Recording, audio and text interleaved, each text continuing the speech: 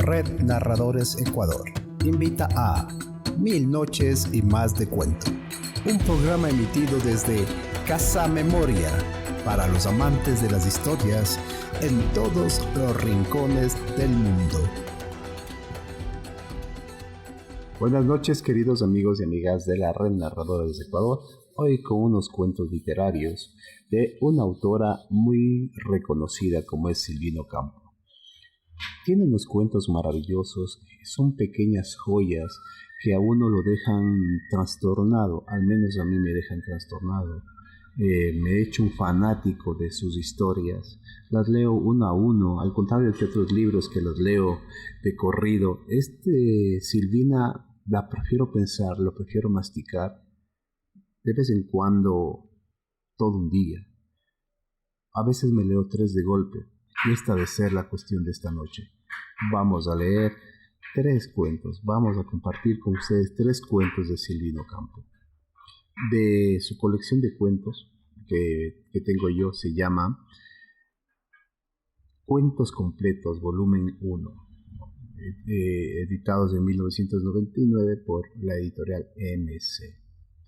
El primer cuento de esta noche se llama Cielo de claraboyas. La reja del ascensor tenía flores con cáliz dorados y follaje rizados de fierro negro, donde se enganchaban los ojos cuando uno está triste, viendo desenvolverse hipnotizados por las grandes serpientes los cables del ascensor.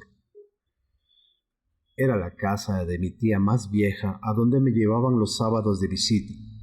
Encima del hall de esta casa, con cielo de claraboyas, había otra casa misteriosa, en donde se veía vivir a través de los vidrios una familia de pies aureolados como santos. Leves sombras subían sobre el resto de los cuerpos dueños de aquellos pies, sombras achatadas como las manos vistas a través del agua de un baño. Había 2 pies chiquitos y 3 pares de pies grandes, 2 con tacos altos y finos de pasos cortos. Viajaban baúles con ruidos de tormenta, pero la familia no viajaba nunca y seguía sentada en el mismo cuarto desnudo, desplegando diarias con músicas que brotaban incesantes de una pianola que se trancaba siempre en la misma nota. De tarde en tarde había voces que rebotaban como pelotas sobre el piso de abajo y se acallaban contra la alfombra.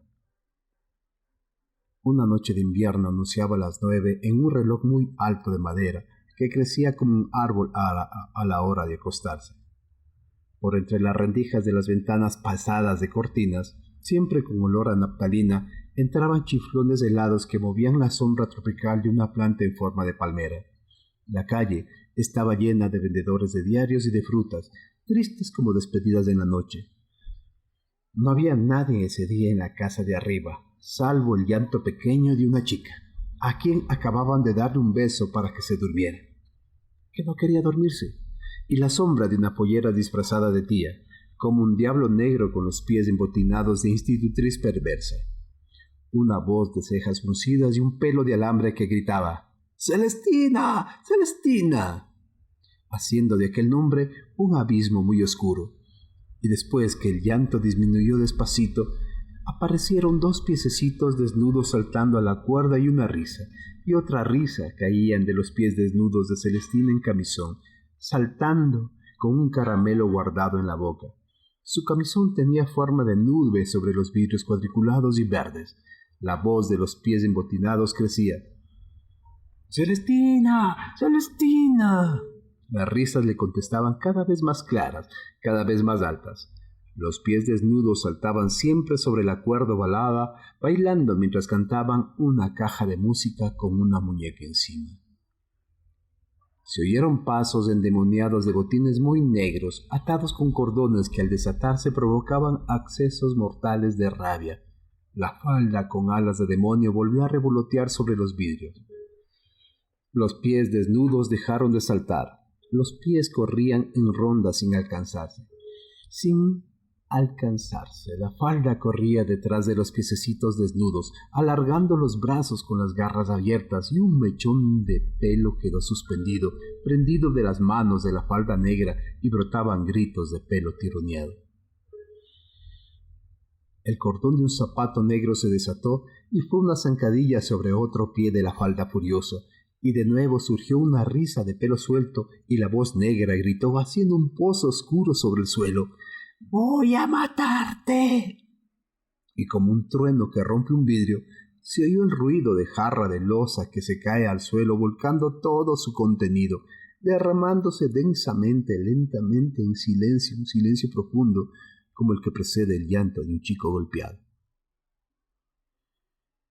Despacito fue dibujándose en el vidrio una cabeza partida en dos, una cabeza donde florecían rulos de sangre atados con moños. La mancha se agrandaba. De una rotura del vidrio empezaron a caer anchas y espesas gotas petrificadas como soldaditos de lluvia sobre las baldosas del patio. Había un silencio inmenso. Parecía que la casa entera se había trasladado al campo. Los sillones hacían ruedas de silencio alrededor de las visitas del día anterior. La falda volvió a volar en torno de la cabeza muerta. «¡Celestina! ¡Celestina!». Y un fierro golpeaba con ritmo de saltar a la cuerda. Las puertas se abrían con largos quejidos y todos los pies que entraron se transformaron en rodillas. La claraboya era de ese verde de los frascos de colonia en donde nadan las faldas abrasadas. Ya no se veía ningún pie y la falda negra se había vuelto santa, más arrodillada que ninguna sobre el vidrio. Celestina cantaba Les Clochers de Corneville, corriendo con Leonor detrás de los árboles de la plaza, alrededor de la estatua de San Martín. Tenía un vestido marinero y un miedo horrible de morirse al cruzar las calles.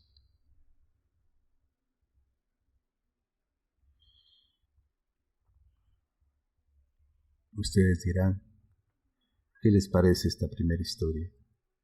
Les pido por favor que nos dejen en comentarios cómo lo sintieron, cómo lo vivieron. Y ahora vamos con el segundo cuento de esta noche. Esperanza en Flores. 1, 2, 3, 4, 5 y era muy tarde. La lámpara de querosén chistaba la noche, aquietándolo como una madre a un hijo que no quiere dormirse, y Esperanza se quedaba desvelada a las 12 de la noche, después de haber pasado el día durmiéndose en los rincones. 1, 2, 3, 4, 5. Habían sido los caballos negros atados al coche fúnebre que llevaron a su marido cubierto de flores hasta la chacarita, y desde ese día abundaban las visitas en la casa. Sus amigas le habían querido llevar a pasear un domingo porque estaba pálida. 1, 2, 3. Esperanza se había hecho rogar, y después por fin había salido hasta la plaza de Flores, y allí se había sentado en un banco con 2 señoras vecinas, hermanas del almacenero. 1, 2, 3, 4, 5. Un hombre detrás de un árbol desabrochaba su pantalón, y Esperanza miraba el cielo a través de las ramas. «Esperanza, no puedes seguir así. Esperanza, no puedes seguir así. Te vas a enfermar. Hay que conformarse con el destino», le decían sus amigas. 1, 2, 3. Alguien golpeaba la puerta de entrada. Esperanza estaba en el punto liso de su tejido y dijo: «¿Quién es?». Florián entró despacito con los ojos dormidos. «Florián, a estas horas». Florián dormía en la cama de su hermana. No hacía ni media hora cuando la madre lo despertó sacándolo a tirones. Había visitas y no alcanzaban las camas. Salvo los domingos y los días de fiesta, era siempre de noche cuando llegaban las visitas. A esa hora la radio tocaba una música que las atraía, sin duda. Esperanza no conocía de esa casa más que a Florián. Los chismes de las vecinas caían sobre las hermanas y las madres que tenían todas ondulaciones permanentes. ¿Croquiñol o permanente al aceite? Una seria discusión se había establecido entre las hermanas del almacenero. Tenían todas barniz en las uñas y no pagaban al panadero. Florián se hacía la rabona y pedía limosna en la calle, desviando un ojo. Pero casi siempre con su cara original de ángel ganaba más limosnas que con su ojo perdido. Esperanza no sabía ese tejemaneje. Creía en la virtud azul de los ojos de Florián, en sus 10 años, en su timidez, en su voz quejosa ejercitada en pedir limosnas. No hubiera admitido ni siquiera el sufrimiento o el hambre de un chico que se hace la rabona pidiendo limosna, con un ojo voluntariamente tuerto. Hubiera visto a ese chico desmenuzarse debajo de un omnibus, morirse de hambre en una esquina, suicidarse con un cuchillo sucio de cocina.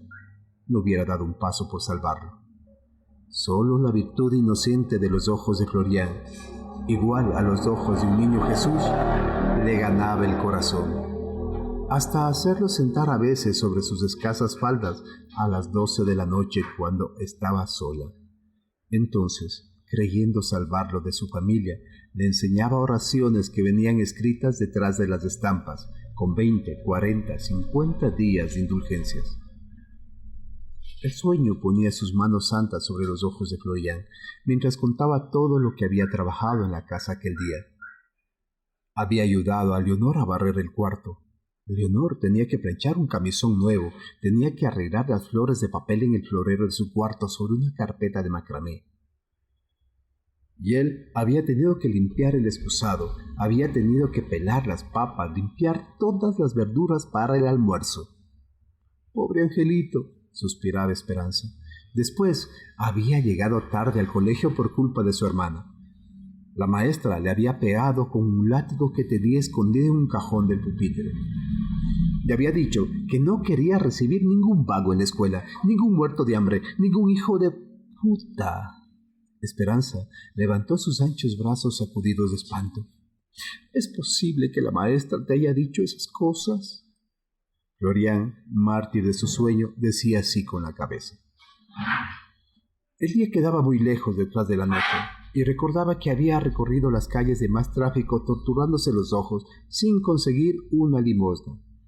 Y cuando volvía a su casa con su rostro cotidiano, sin hacer ningún esfuerzo para conmover a nadie, una señorita le había dado un peso entero en monedas, averiguándole su nombre. Había gastado el peso en cinematógrafo, masitas y tranvía. No quería volver a su casa con un solo centavo en el bolsillo. Sus hermanas lo desvalijaban, ellas que ganaban por lo menos 4 pesos por día. Todo eso no se lo podía contar a Esperanza. Tampoco le podía contar que había hecho pis contra un automóvil nuevo y que le había roto la blusa a su hermana. «Hijo de puta», le había dicho el hijo del frutero, «tu madre no me paga, pero yo le pago a ella. Tendrá que pagarme el vidrio de mi vidriera que me has roto, o bien los llevaré a todos a la comisaría». Pero al día siguiente, Valentini, el frutero, llegaría a casa como siempre, repartiendo sonrisas y bombones con versitos de almacén, y al entrar a la pieza de su hermana le daría una palmadita en la cara diciéndole «¡Pícaro, pícaro!». Es que Valentini se olvidaba de todo cuando estaba con sus hermanas. Cuando llegaba a casa de Florian no parecía ni siquiera un pariente lejano del frutero Valentini de delantal blanco, ofreciendo sus mercancías a través de las vidrieras. ¡Qué virtud tan extraordinaria tenían sus hermanas! Esperanza guardó el tejido en una canastita. 1, 2, 3, 4, 5 puntos faltaban para terminar la fila, y eso le iba a desvelar. Volvió a tomar el tejido. 1, 2, 3, 4, 5 años faltaban para terminar de pagar la casa por mensualidades. Mientras tanto, vendería sus tejidos. Era un modo honrado de ganarse la vida. Y no como estas malas mujeres, estas mujeres de la calle. Sin darse cuenta, hablaba en voz alta. Florian, sonámbulo de sueño, se retiraba silenciosamente en dirección a la cama de su hermana, con la esperanza de encontrar sitio para él. «Mijito, es la hora de dormirse». Esperanza se dio vuelta y se encontró sola frente a la lámpara de querosén. No se oía más que el canto de la luz que le decía despacito que se callara.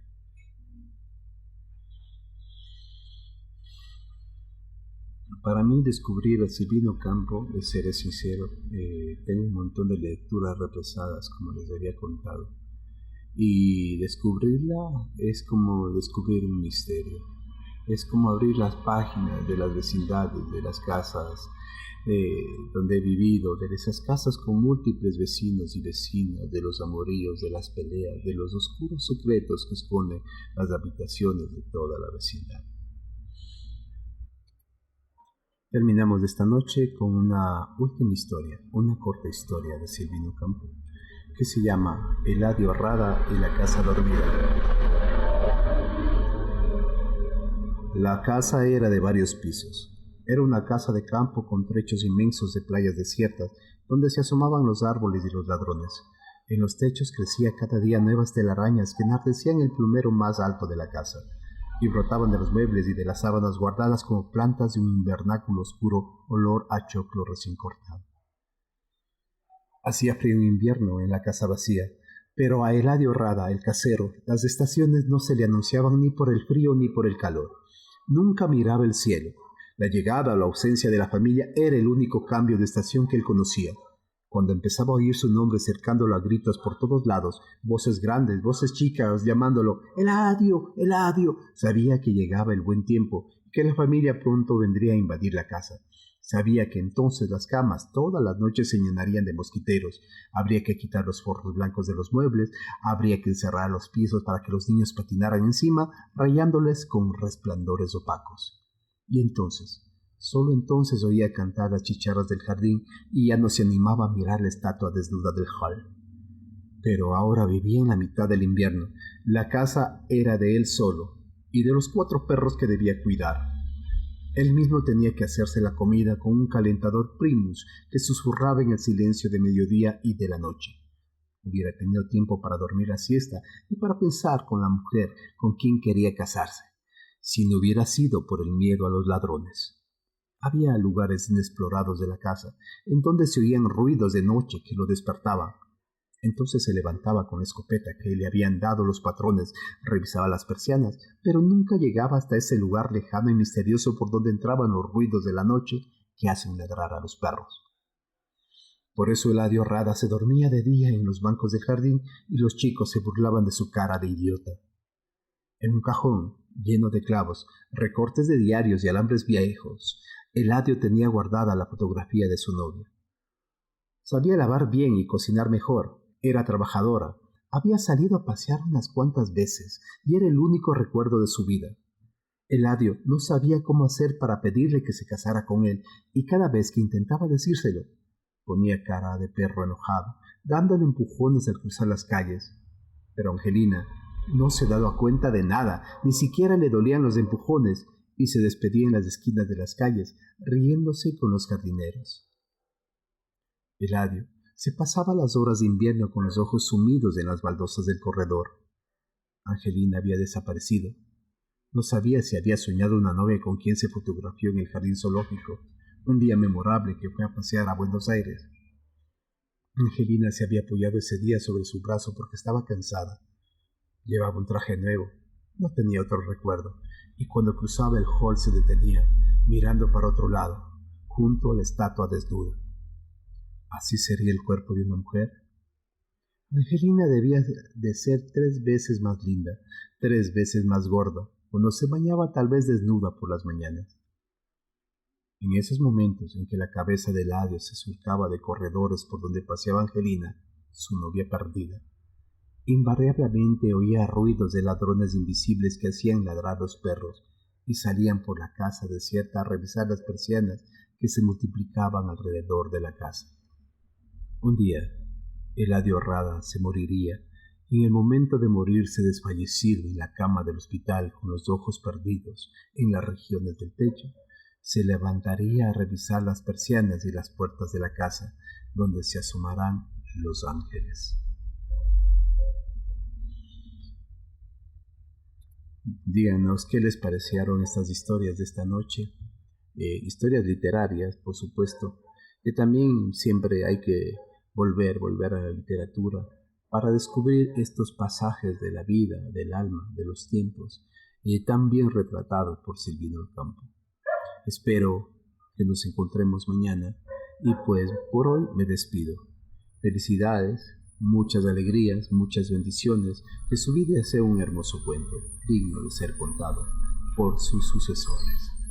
Hasta pronto, queridos amigos. Un saludo fraterno desde acá, desde la Red Narradores Ecuador, para todo Latinoamérica, para todas las amigas y los amigos de los cuentos. Soy Bolo Bautista, el narrador. Red Narradores Ecuador invita a 1000 noches y más de cuento, un programa emitido desde Casa Memoria para los amantes de las historias en todos los rincones del mundo.